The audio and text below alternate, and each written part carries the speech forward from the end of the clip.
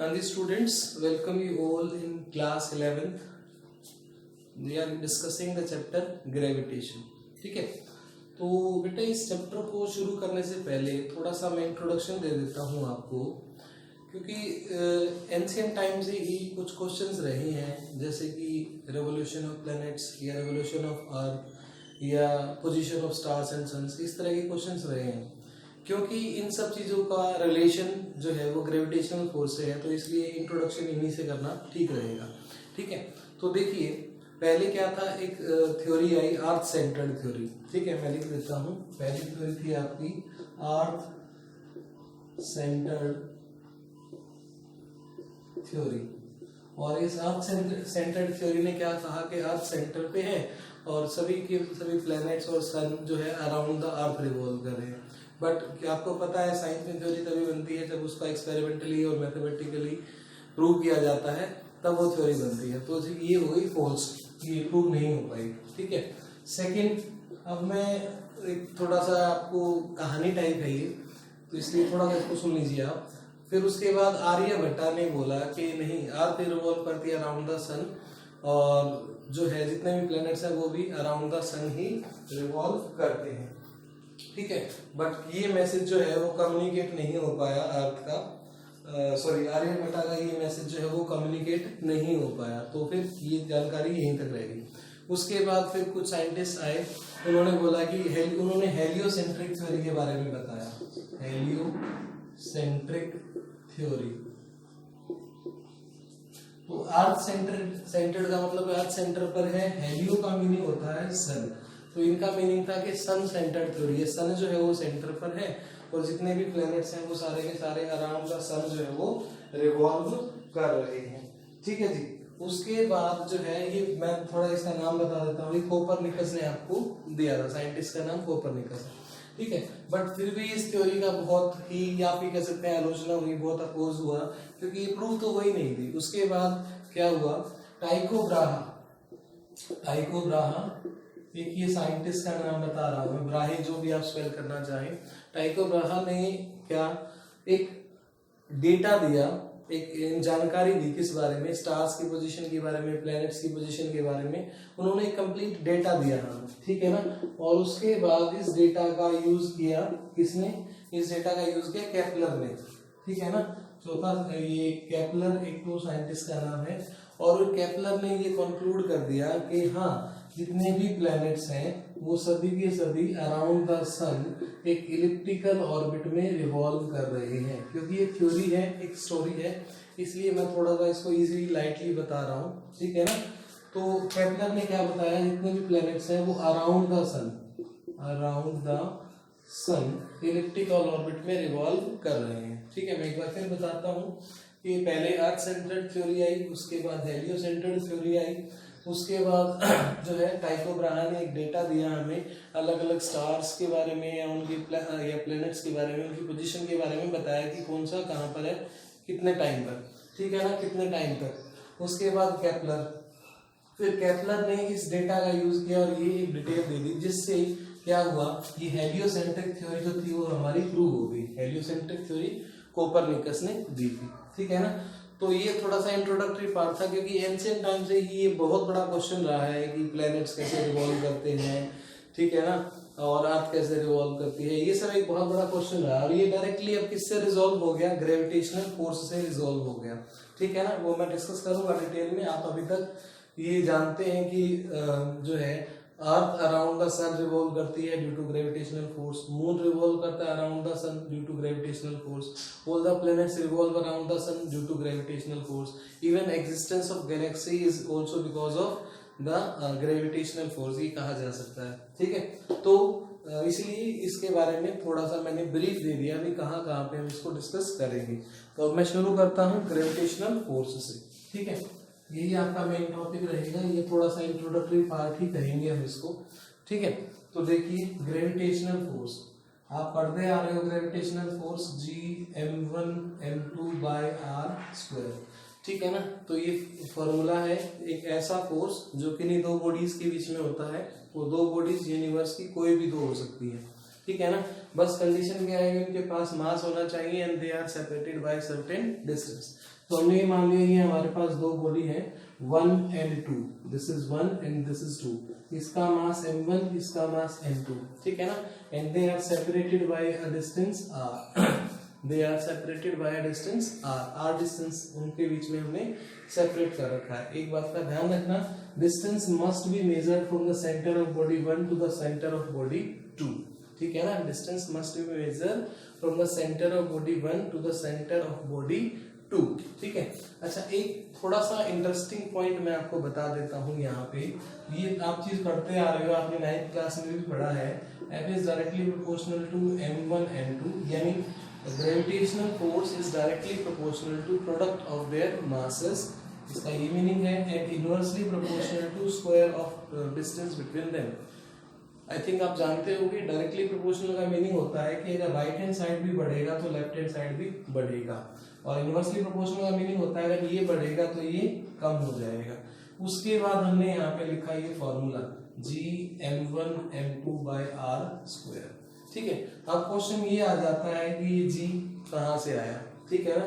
पहली बात तो ये G आया कैवेंडिश एक्सपेरिमेंट से, ठीक है ना, और कैवेंडिश एक्सपेरिमेंट से ये पता लगा कि G की जो वैल्यू है वो है आपके पास 6.67 into 10⁻⁻11 न्यूटन मीटर स्क्वायर पर केजी स्क्वायर, ठीक है जी। दूसरा क्वेश्चन ये मैं अभी कराऊंगा आपको, नेक्स्ट लेक्चर में कैवेंडिश एक्सपेरिमेंट प्रूव कराऊंगा। नेक्स्ट दूसरा क्वेश्चन ये आया कि हम ये G डालते क्यों है, ठीक है ना, ये G डालते क्यों है, तो ये क्वेश्चन मैं आपके लिए छोड़ रहा हूँ, कराऊंगा नेक्स्ट लेक्चर में। अगर आपको नहीं आएगा तो G क्यों डालते हैं आप नीचे कमेंट में अपना आंसर रख सकते हैं। ये मत लिखना to replace proportionality sign with equality sign, ये मत लिखना कि इसको हटाने के लिए और इक्वलिटी को लाने के लिए G रखते हैं, ऐसा मत बोलना, ठीक है। अच्छा, अब मैं इसके बाद कुछ इसकी प्रॉपर्टीज करा देता हूँ ग्रेविटेशनल फोर्स की।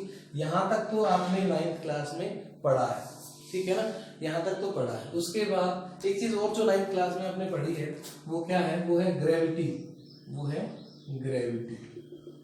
तो gravity is also a type of gravitational force, मैं फिर बोल रहा हूँ, gravity is also a type of gravitational force, ठीक है ना। क्या है, ये एक तरह का ग्रेविटेशनल फोर्स है, क्योंकि यहाँ पर जो जिन दो बॉडीज के बीच में फोर्स लग रहा था उन दोनों में से एक क्या हो गई, अर्थ हो गई, ठीक है ना।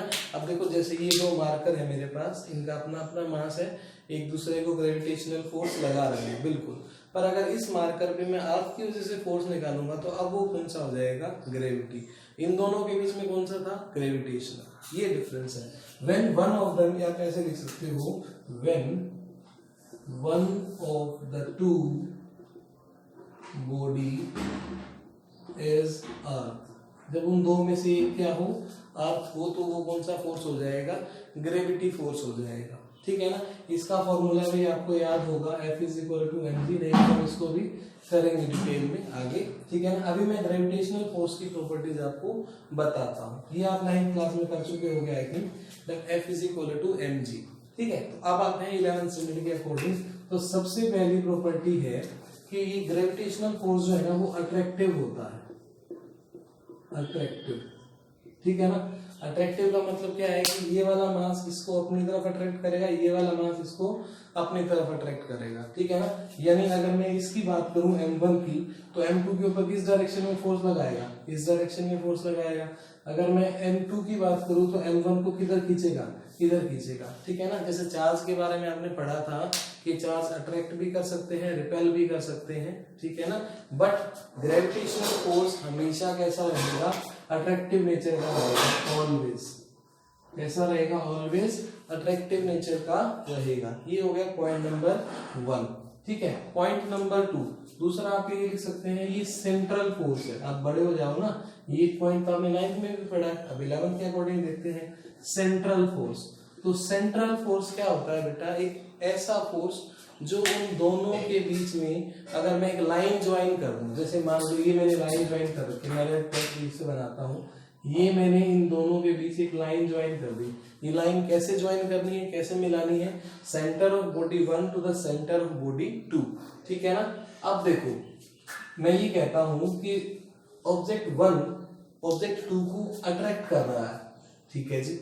तो वो अट्रैक्ट बेटा ऐसे भी तो कर सकता है, मतलब अट्रैक्ट करने का मतलब क्या है, इधर भी तो खींच सकता है, अट्रैक्ट करने का मतलब इधर भी तो खींच सकता है ना, दोनों तरफ है, ठीक है ना। बट वो हमेशा कहाँ, उसकी जो सेंटर टू सेंटर जो लाइन ज्वाइन कर रहा है ना मैं, ठीक है ना, ये जो मैंने लाइन ज्वाइन करी है वो इसी डायरेक्शन में अट्रैक्ट करेगा, इधर अट्रैक्ट नहीं करेगा। Yes, this is not possible and this is also not possible. वो सिर्फ कहाँ अट्रैक्ट करेगा, जो सेंटर की तरफ लाइन ज्वाइन हो रही है ना, वहां अट्रैक्ट करेगा। सिमिलरली अगर मैं इसकी बात करूं तो ये अगर अट्रैक्ट हो रहा है सेकंड से, तो इसी लाइन के अलोंग अट्रैक्ट होगा, ऐसे ऊपर की तरफ नहीं जाएगा, ठीक है ना।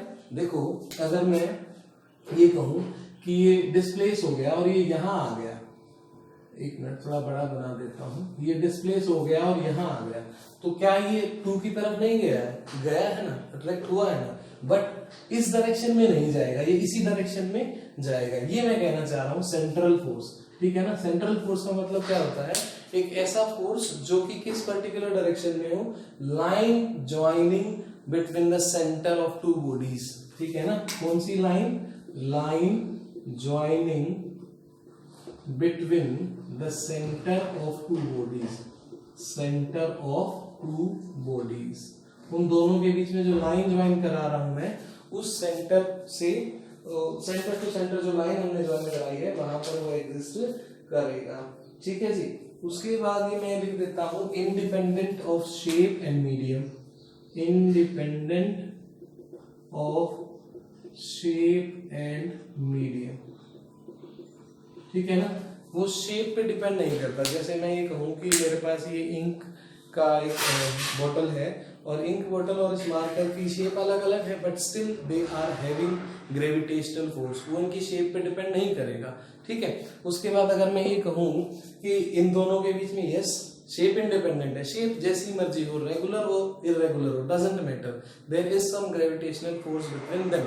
सेकंड मीडियम, मीडियम इंडिपेंडेंट का मतलब क्या है कि पहले मैंने एयर में इन दोनों के बीच का ग्रेविटेशनल फोर्स निकाला, अब मैंने इन दोनों को पानी में डाल दिया, ठीक है ना।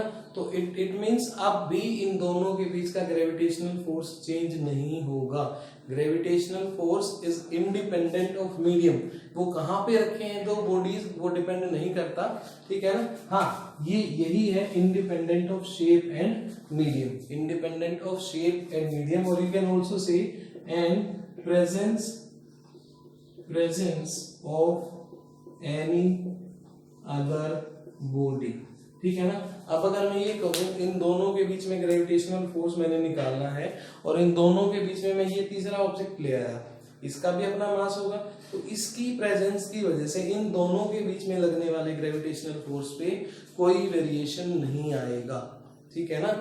इसकी प्रेजेंस की वजह से इन दोनों के बीच में लगने वाले ग्रेविटेशनल फोर्स पर कोई वेरिएशन नहीं आएगा, independent of shape, medium and presence of any other body, ठीक है। इसी तरह से अगर मैं एक और नेक्स्ट पॉइंट की बात करूं तो नेक्स्ट पॉइंट क्या होगा, ऑब्जर्वेबल, ऑब्जर्व आप ऐसे लिख सकते हैं, ऑब्जर्व ऑन हेवीली बॉडी, ठीक है ना। यानी ये कहाँ दिखाई देता है हमें, ये सिर्फ वहीं दिखाई देता है जहां पर ऑब्जेक्ट का मास बहुत ज्यादा हो, ठीक है ना। ऐसा नहीं है कि इस, अब देखो फिर से मैं ये एग्जांपल ले रहा हूं, इन दोनों मार्कर का मास है, बिल्कुल है, इन दोनों के बीच में डिस्टेंस है, यस, तो क्या ग्रेविटेशनल फोर्स होगा, बिल्कुल होगा, पर इट्स नॉट ऑब्जर्वेबल, इफेक्ट दिखाई नहीं दे रहा है। ऐसा तो नहीं कि मार्कर इधर चला गया, नो, ऐसा भी नहीं है मार्कर इधर चला गया, ठीक है ना, ऐसा नहीं हो रहा है। तो इसका मीनिंग क्या है कि अगर एक बॉडी का मास बहुत बहुत ज्यादा हो, ठीक है ना, तो भी वो अट्रैक्ट या रिपेल, सॉरी अट्रैक्ट ही करेगा, रिपेल तो करेगा, तो ही वो अट्रैक्टिव फोर्स दिखा पाएगा, तो ही वो ऑब्जर्वेबल होगा, ठीक है। नेक्स्ट हम बात करते हैं एप्लीकेबल फॉर पॉइंट मास, ठीक है ना।